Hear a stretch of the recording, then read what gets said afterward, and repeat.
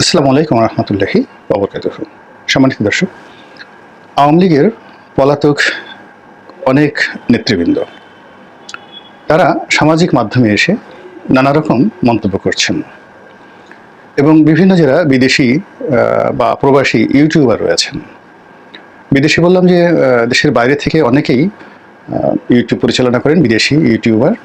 তাদের সঙ্গে আবার বাংলাদেশি লোকজন বাংলা ভাষায় দেশের বাইরে থেকে যারা কন্টেন্ট তৈরি করেন, তাদের অনেকের সঙ্গে সেই পলাতক অনেক আওয়ামী লীগ যারা নেতৃবৃন্দ তারা বক্তব্য দিচ্ছেন, সাক্ষাৎকার দিচ্ছেন। দ্বিতীয়ত, আওয়ামী লীগ সভানেত্রী সাবেক প্রধানমন্ত্রী শেখ হাসিনা তার যে কিছু টেলিফোনের সংলাপ এবং কথাবার্তা, এগুলো রীতিমতো ভাইরাল হয়ে যাচ্ছে এবং পুরো বাংলাদেশের পরিবেশ এবং পরিস্থিতি অস্থির থেকে অস্থিরতার দিকে নিয়ে যাচ্ছে।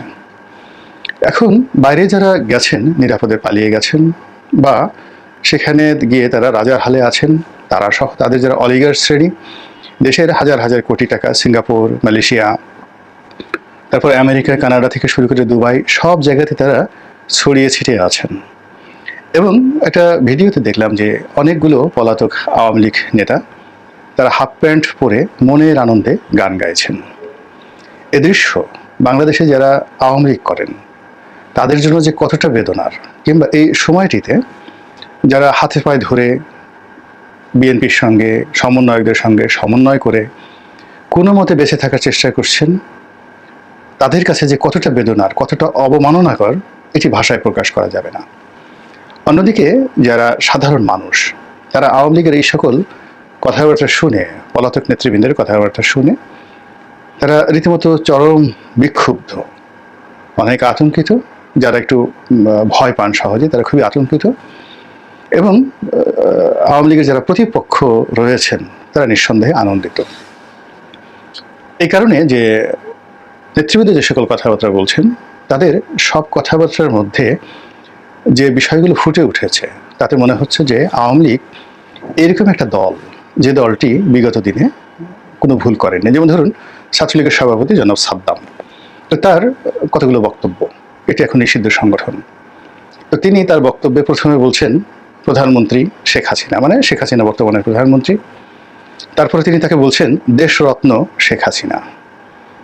তো এই জিনিসগুলো সময়ের সঙ্গে সঙ্গে আসলে এটাকে যাকে বলা হয় মানুষের হৃদয় জয় করার জন্য বা মানুষের কাছে নিজেদের যে বিষয়াদি তুলে ধরার জন্য এই ধরনের ল্যাঙ্গুয়েজ কোনো অবস্থাতেই গ্রহণীয় নয়।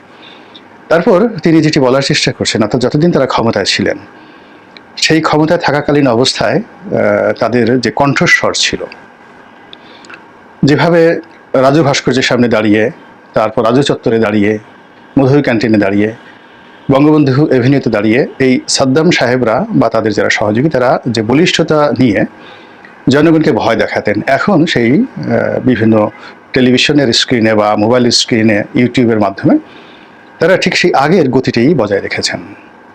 তারা বলার চেষ্টা করছেন যে আওয়ামী লীগ একটি নির্বাচিত সরকারের প্রতিনিধিত্ব করছিল, মানে 2018 সনে, 2024 সনে এবং 2014 সনে যে নির্বাচন হয়েছে, যে নির্বাচনের বেদনার কারণে এখন পর্যন্ত মানুষ হাহাকার করছে।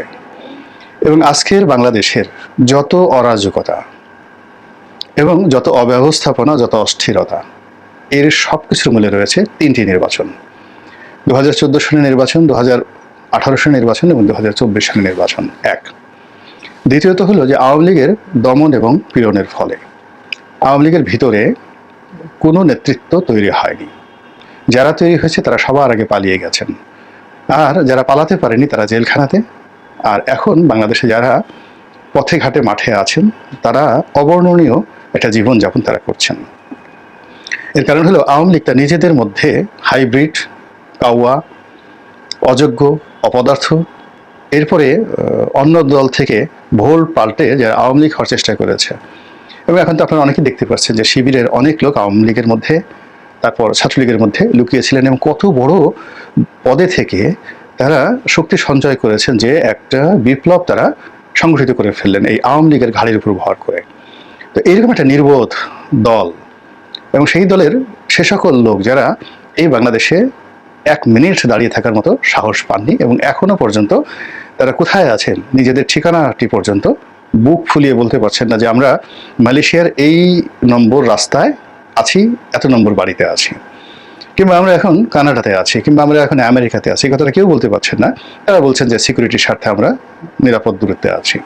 তো সেখানে বসে তারা এই বড় বড় যে কথাগুলো বলছেন, তার বলার আগে তাদের একবারও অনুশোচনা হচ্ছে না যে এই 3টে নির্বাচনের ফলে পুরো দেশকে, জাতিকে, অন্যান্য রাজনৈতিক দলকে যেভাবে শেষ করে দেওয়া হয়েছে, তার চাইতে সবচেয়ে বেশি শেষ করে দেওয়া হয়েছে আওয়ামী লীগকে।